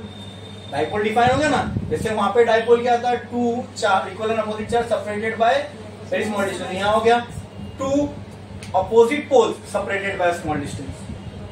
हाँ, वो स्मॉल डिस्टेंस यहाँ पे क्या, ये भी हो गया इसके बराबर 2L के बराबर, ठीक है। एक क्वांटिटी होती थी इलेक्ट्रिक डाइपोल मूवमेंट में, इलेक्ट्रिक डाइपोल मूवमेंट में जो बताती थी स्ट्रेंथ ऑफ डाइपोल। उसको हम क्या बोलते थे? जिसका डायरेक्शन होता था फ्रॉम नेगेटिव टू पॉजिटिव। तो उस क्वांटिटी को क्या बोलते थे? जो स्ट्रेंथ ऑफ डाइपोल बताती थी, वेक्टर क्वांटिटी थी। यस यस, क्या बोलते थे? तो अब यहाँ इलेक्ट्रिक और मैग्नेटिक दोनों आ रही है, तो उसको अभी सिर्फ डाइपोल मूवमेंट नहीं, इलेक्ट्रिक डाइपोल मूवमेंट बोलेंगे। तो वैसी ही एक डाइपोल मूवमेंट यहाँ पर भी देखने को मिलेगा। जैसे ये डाइपोल है, इसके लिए डाइपोल मूवमेंट है, वैसे ये भी एक डाइपोल है, तो इसका भी एक। तो अब दोनों सामने सामने आ रहे ना, तो दोनों को तो डाइपोल मूवमेंट बोल नहीं सकते। वो डाइपोल मूवमेंट इलेक्ट्रोस्टैटिक्स का, इसलिए वो कौन सा हुआ? Electric dipole movement. अब यहाँ पे जो डाइपोल मूवमेंट होगा वो क्या होगा? अब इलेक्ट्रिक डाइपोल मूवमेंट को हम किससे रिप्रेजेंट करते थे? पी वेक्टर से। ठीक है, इसका फॉर्मूला क्या होता था? 2q into 2l। तो ऐसे q जैसी क्वांटिटी यहाँ भी दिख रही है ना हमको, वो क्या है? m। ओके, तो यहाँ पे जो डाइपोल मूवमेंट है, जैसे वहां पे डायरेक्शन माइनस नेगेटिव से पॉजिटिव होता, तो यहाँ डाइपोल मूवमेंट का डायरेक्शन वेरी गुड, कहां से कहां होगा? समझ गए ना? एनालॉजी समझ में आ रही है ना? एनालॉजी मतलब सेम सेम, सिमिलैरिटी समझ में आ रही है? ठीक है, तो यहाँ पे जो डाइपोल मूवमेंट है इसको हम रिप्रेजेंट करते हैं कैपिटल एम से। टेक्स्ट बुक में म्यू से किया हुआ है। ठीक है, तो कंफ्यूज मत होना, मैं कैपिटल एम इसलिए लिख रहा हूँ, डाइपोल मूवमेंट को अच्छे से रिप्रेजेंट करने में समझ में आता है। ये म्यू म्यू नॉट के लिए भी है, बराबर। इसलिए तुम किससे रिप्रेजेंट कर रहे हैं? कैपिटल एम से। डाइपोल मूवमेंट में किससे रिप्रेजेंट कर रहा हूँ? कैपिटल एम से। डाइपोल मूवमेंट का डायरेक्शन कहाँ होता है? साउथ से नॉर्थ। तो मुझे ऊपर के एनालॉजी से बताओ डाइपोल मूवमेंट का फॉर्मूला क्या बनेगा? बस m इंटू ये हो गया डाइपोल मूवमेंट का फॉर्मूला। वेरी गुड, समझ में आया? हाँ, ये हो गया मैग्नेटिक डाइपोल मूवमेंट। क्लियर है? हाँ, अब ये तो हो गया दोस्तों, ये परमानेंट मैग्नेट की बात थी, है ना? ये बार मैग्नेट अपने आप में एक परमानेंट मैग्नेट है, तो इसके लिए डाइपोल मूवमेंट हमने इस तरीके से डिफाइन किया। अब मैं आपके सामने एक सिनेरियो रखता हूँ। मान लो मेरे पास एक करंट कैरिंग लूप है। क्या है? Current carrying loop. ये हो गया करंट कैरिंग लूप। इसमें से करंट का ये डायरेक्शन इस तरीके से जा रहा है। ऊपर से देखो इसको, ऊपर से तो करंट का डायरेक्शन आपको ऐसे दिखेगा। क्या है? Clockwise, anti clockwise. क्या है? अगर आपको किसी लूप का करंट का डायरेक्शन क्लॉकवाइज दिख रहा है, मतलब वहां पे पोल कौन सा बन रहा होगा? बोलो। हाँ, इन्वर्ट जाएंगे तो मैंने वो तो क्लियर कर दिया था ना भाई, कहीं पे क्लॉकवाइज करंट दिखे तो सीधा ये पोल मान लो। इसका सोच चुका है हमारा इस पे? यस, कौन सा पोल होगा? South pole. तो अगर वहां साउथ है तो नीचे नॉर्थ पोल होगा। अगर साउथ पोल है तो मैग्नेटिक फील्ड लाइंस ऐसे इन्वर्ट जा रही होंगी, और नॉर्थ है तो वहां से मैग्नेटिक फील्ड लाइंस बाहर आ रही होगी। ठीक है, अब समझो दोस्तों, क्या मैं इसको ऐसा बना सकता हूं? क्या मैं इसको ऐसा समझ सकता हूं? बताना मुझे।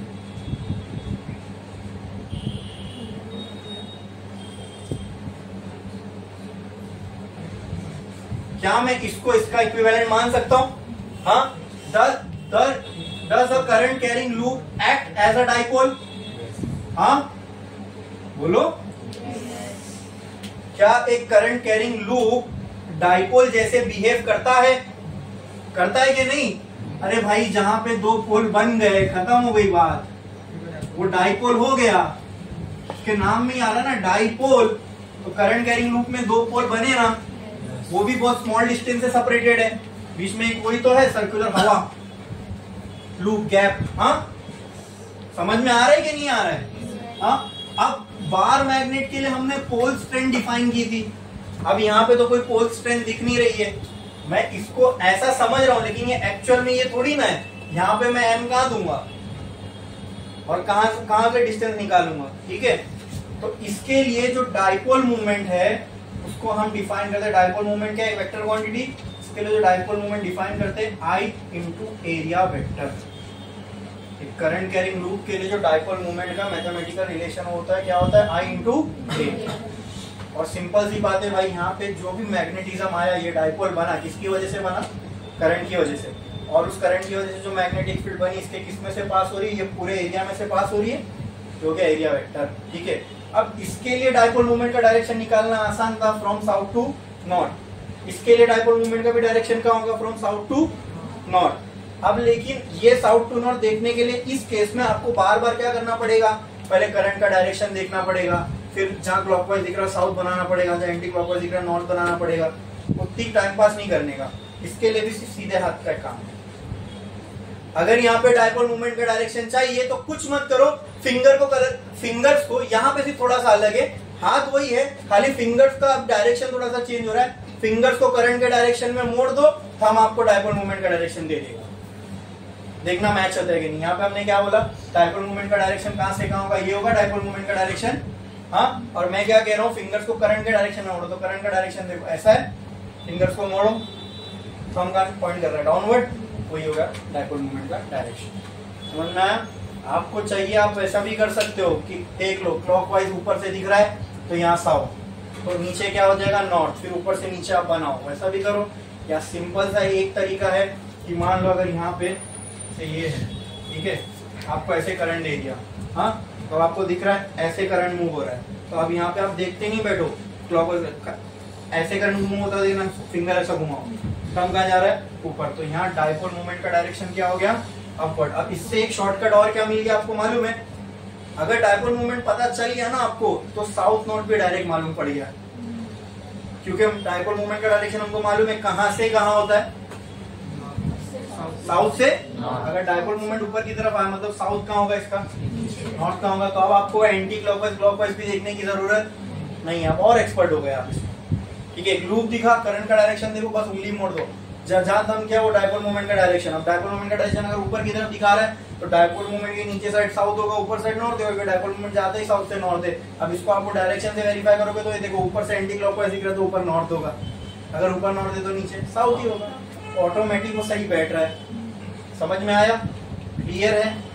पक्का? कोई इसमें कोई कुछ डाउट? ये डायपोल मूवमेंट किसके लिए था, ये एक्चुअल बार मैग्नेट के लिए। यहाँ पे ये डायपोल मूवमेंट हमने क्या बात किसके लिए बनाया, ये current carrying loop, it behaves as a dipole. कहीं पे आपको एक करंट कैरिंग लूप दिख रहा है तो वो अपने आप में क्या है, एक डायपोल है, तो उसके लिए डायपोल मूवमेंट का फॉर्मूला क्या होगा, I into A, और A क्या है, एरिया। तो अगर ये है सर्कुलर लूप तो इसके लिए एरिया वेक्टर का डायरेक्शन क्या होगा, बोलो, परपेंडिकुलर टू द एरिया, मतलब या तो ऊपर की तरफ या नीचे की तरफ। ये मैंने पहले ही बता दिया, area is a vector quantity. ठीक है, तो जो एरिया वेक्टर का डायरेक्शन होगा will be perpendicular to the area. एकदम डिटेल में मैंने आपको ये टॉपिक बता दिया, डायपोल मूवमेंट। ठीक है, समझ में आया? इवन उसकी इलेक्ट्रोस्टैटिक से जो एनालॉजी थी वो भी समझा दिया। बोलो समझ में आया? क्या इसमें किसी को कोई डाउट है? अच्छे से, ठीक है। इसमें आप करंट कोई भी डायरेक्शन डालो, कुछ भी डालो, याद नहीं करना है अपने को। ठीक है, टेक्स्ट बुक में रहता तो मैं बताता ये ऐसा घूम रहा है, नॉर्थ साउथ का डायपोल मूवमेंट, कोई भी सिनेरियो दे आप डायपोल समझ सकते हो। ठीक है, थंब रूल बताया हूँ, उससे डायपोल मूवमेंट का डायरेक्शन मालूम पड़ जाएगा। इसका कोई डेरिवेशन नहीं अपने को, ये डायरेक्ट फॉर्मूला है। ठीक है, for a current carrying loop ये फॉर्मूला बैठेगा। ठीक है, समझ में? मैग्नेटिक डायपोल क्या होता है, फिर उसी तरह जैसे मैग्नेटिक डायपोल है तो डायपोल एक क्वांटिटी है जो उस डायपोल की स्ट्रेंथ को बताती है, तो उसको क्या बोलते हैं, मैग्नेटिक डायपोल मूवमेंट। जैसे इलेक्ट्रिक डायपोल था तो इलेक्ट्रिक डायपोल की जो स्ट्रेंथ बताता था उसको बोलते थे इलेक्ट्रिक डायपोल मूवमेंट, वो था P। अब हम मैग्नेटिक डायपोल मूवमेंट पढ़ रहे हैं तो उसकी मैग्नेटिक डायपोल पढ़ रहे हैं तो मैग्नेटिक डायपोल की जो स्ट्रेंथ को बताएगा that will be magnetic dipole movement. उसका formula for a bar magnet ये होगा, for a circular loop which behaves like a dipole उसके लिए ये होगा। समझ में आया? क्लियर है? पक्का? ठीक है, तो एक लाइन छोड़ो और लिखो, पहले इसका डेफिनेशन लिखो। तो मैग्नेटिक डायपोल लिखे, इसको ब्रैकेट में उसके सिंबल लगा दो, it is a vector quantity. हाँ, सिंबल में एरो बना दोगे खुद ही समझ में आ जाएगा वो वेक्टर क्वांटिटी है। उसका डायरेक्शन होता है, इसलिए हमने डायरेक्शन भी समझे ना इसका, कहां से कहां होता है। ठीक है, capital M vector. Two poles, two opposite poles of a magnet, नहीं सिंपल लिखो, two opposite poles separated by very small distance, two opposite poles separated by very small distance is called as a dipole, is called as a dipole। for example, नीचे लिखो, for example bar magnet, for example bar magnet, for example bar magnet, for example bar magnet. ठीक है,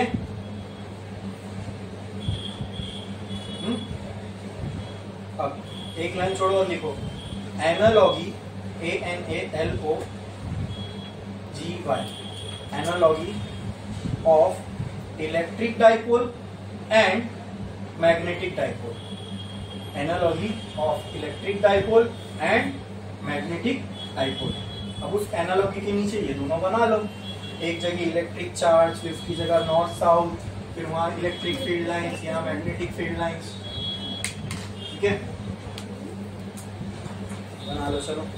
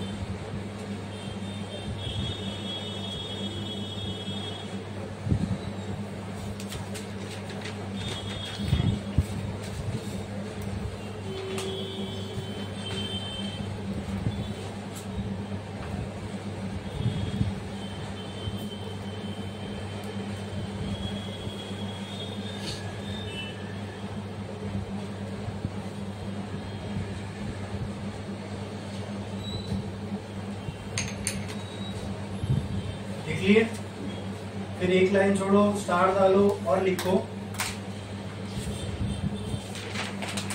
current carrying loop, current carrying loop, current carrying loop, current carrying loop as a magnetic dipole, as a magnetic dipole. और वो बना दो current carrying loop as a magnetic dipole. इसमें ये है कि करंट का ये हो गया करंट का डायरेक्शन आगे बना दो.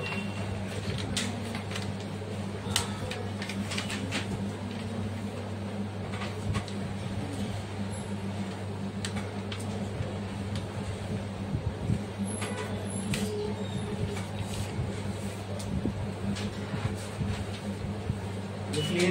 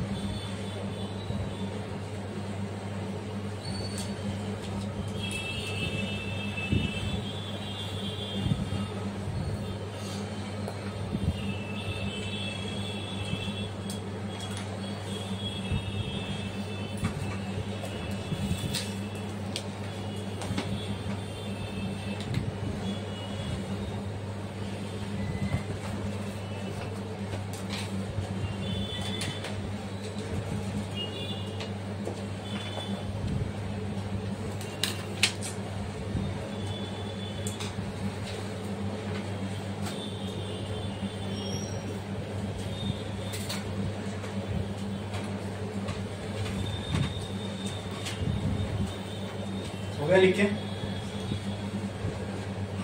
उसके नीचे ही लिख लो the direction of magnetic dipole moment is always from south to north. The direction of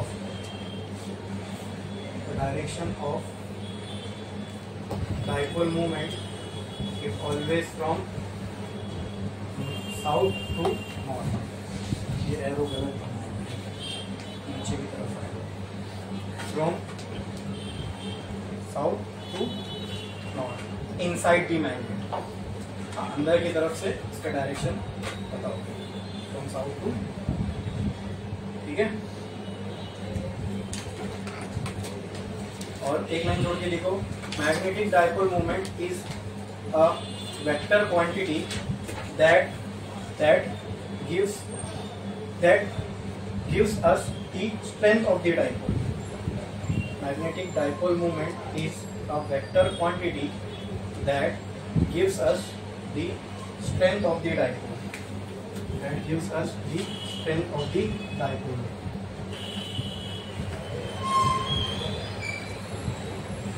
That gives us the strength of the dipole. ठीक है। अब एक लाइन छोड़ो, स्टार डालो और लिखो मैग्नेटिक फील्ड लाइन, ऐसे ही लिखो analogy, magnetic field line cut करो, analogy of magnetic field line and magnetic dipole movement,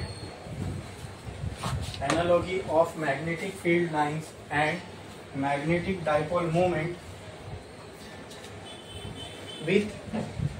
with electric field lines and electric dipole moment, with electric field lines and electric dipole moment.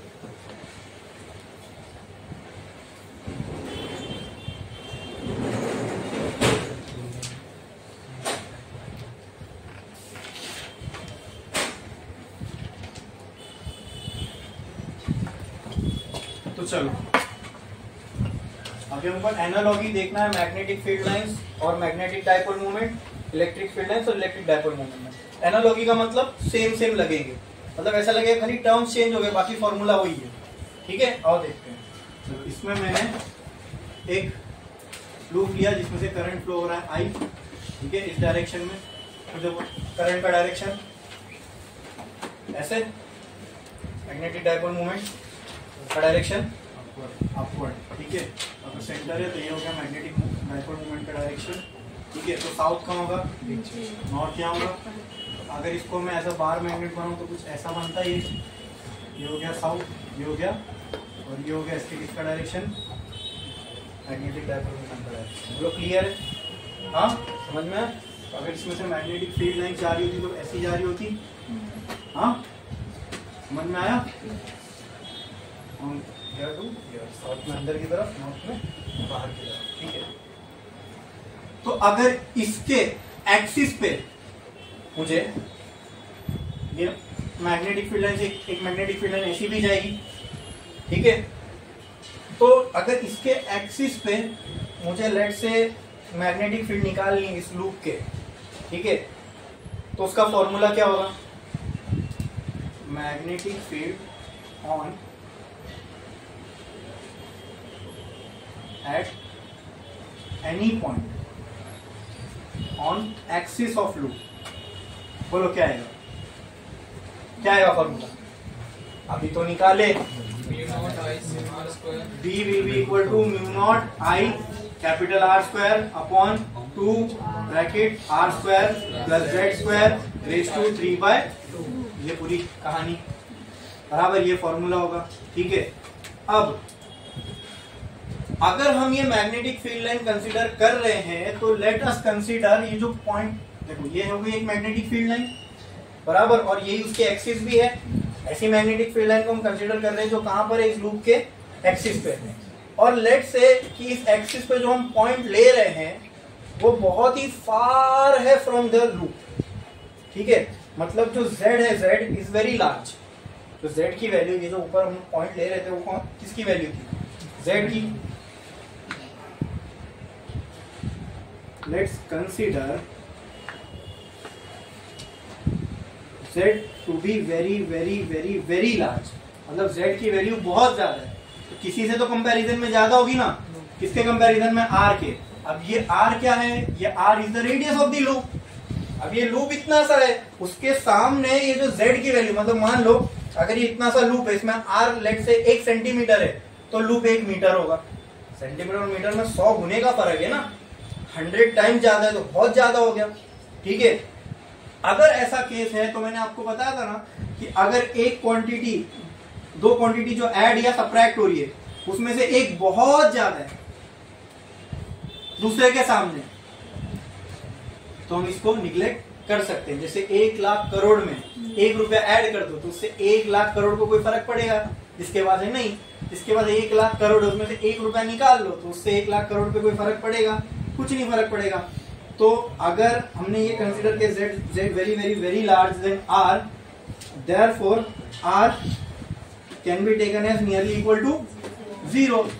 तो यहाँ पे क्या हम इस इक्वेशन को ऐसा लिख सकते हैं, अगर r 0 हो जाएगा तो ये इक्वेशन ऐसी बनेगी, mu naught I capital R square upon 2z square. Clear है? Raise to 3/2। तो b will be equal to mu naught I R square 2z, ये 2 बाहर जाके मल्टीप्लाई होगा 3/2 इंटू 2, ये 2 तो b जो है बराबर हो जाएगा mu naught I R square upon 2z cube के। बोलो इतना क्लियर है? हाँ, यहाँ पे आपको मैग्नेटिक फील्ड तो आ गई, हमने हेडिंग में क्या लगा, एनालॉगी, हमको मैग्नेटिक मूवमेंट की भी दिखाना है। तो यहाँ के मैग्नेटिक मूवमेंट दिख रहा है क्या? नहीं। लेकिन लूप के लिए मैग्नेटिक मूवमेंट का फॉर्मूला क्या है दोस्तों? m equal to I into, तो आई तो यहाँ पे है, ए है कहीं पे? नहीं। अच्छा, ए मतलब एरिया ऑफ द लूप। क्या फॉर्मूला होगा इसका एरिया का? सर्कल है तो 2 पाई, वो सरकमफ्रेंस का फॉर्मूला होगा। क्या होगा? 2 पाई। अरे सिर्फ पाई आर स्क्वायर होता है भाई सर्कल का फॉर्मूला। सर्कल का फॉर्मूला एरिया का क्या होता है? पाई आर स्क्वायर। तो यहाँ पे किसकी कमी लग रही है? अगर यहाँ पाई आ गया तो ये पूरा एरिया बन सकता है। yes. तो डाइपोल मोमेंट भी आ जाएगा फॉर्मूले में। ठीक है, तो क्या करेंगे इस फॉर्मूले में ऊपर नीचे, किससे ऊपर इसको पाई दे दूंगा तो ये पूरा मान जाएगा, इसलिए इसको भी पाई देना पड़ेगा। तो b will be equal to mu naught I R square multiply by pi, और नीचे भी फिर 2z क्यूब मल्टीप्लाई बाय, तो ये पाई आर स्क्वायर किसके बराबर हो जाएगा? Area of circle pi R square. तो b will be equal to mu naught I into upon 2 pi z cube. ऐसा आएगा? बोलो क्लियर है? समझ में आया? अच्छा,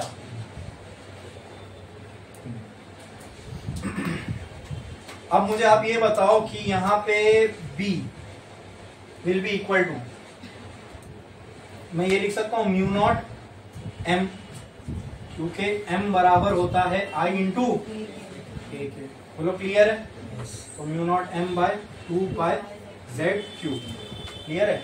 अच्छा, अब यहाँ पे जरा गौर करो, b is equal to mu naught by 2 pi into m by z cube. ऐसा लिखूं तो मैंने कुछ गलत किया नहीं ना? अब इलेक्ट्रिक फील्ड का एक फॉर्मूला है जो वो रिलेशन में आता है। देखो, ऊपर डाइपोल मोमेंट के साथ क्या है? 2 है, नीचे पाई के बाजू में क्या है? 4 है, यहाँ पाई के बाजू में क्या है? डाइपोल मोमेंट के बाजू में 2 है क्या? लेकिन अगर वो करना है तो क्या करना पड़ेगा? मतलब उसके जैसा बनाना है तो 2 से मल्टीप्लाई कर दूं ऊपर नीचे, इसको दूंगा तो ये पूरा मान जाएगा। तो यहाँ पे b will be equal to mu naught by 2 pi into m by z cube into 2 divide by 2। तो ये 2 यहाँ ऊपर नीचे मल्टीप्लाई होगा तो क्या होगा? बोलो, मैग्नेटिक फील्ड का आपको एक फॉर्मूला बन के आएगा नया, वो है for a loop mu naught by 2 pi b will be equal to mu naught by 4 pi. ठीक है, ये 2 मल्टीप्लाई हो गया into 2m bye z cube. ठीक है, अब इसको कंपेयरिंग विथ इलेक्ट्रिक फील्ड, इसको इलेक्ट्रिक फील्ड के फॉर्मूले से कंपेयर करो। तो ऐसे एक फॉर्मूला इलेक्ट्रिक फील्ड के लिए भी आते हैं, 1/4 pi epsilon naught into 2p by z cube. तो यहाँ पे आपको दिखेगा दोस्तों, जहां पे 1/4 पाई एप्सिलॉन नॉट है, मतलब जहां पे एक पूरी कांस्टेंट वैल्यू है जिसमें एप्सिलॉन आ रहा है, तो मैंने आपको बताया था एप्सिलॉन परमिटिविटी होती है, वैसी एक क्वांटिटी मैग्नेटिक फील्ड में वो क्या है? Permeability mu naught. तो मतलब ऐसी 4 पाई, जैसे यहाँ पे एप्सिलॉन और 4 पाई का एक कॉम्बिनेशन है, वैसी उस जगह पर मैग्नेटिक में क्या होना चाहिए?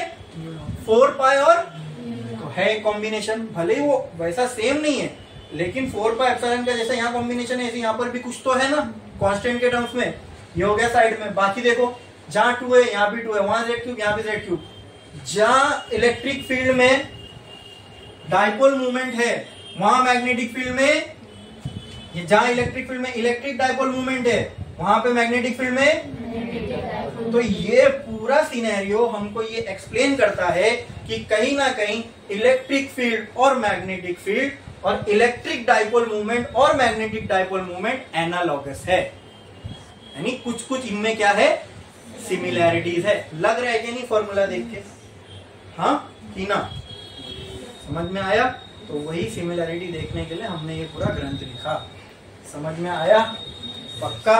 क्या इसमें किसी को कोई डाउट है? एकदम क्लियर है? पक्का? आज के लिए बस इतना ही।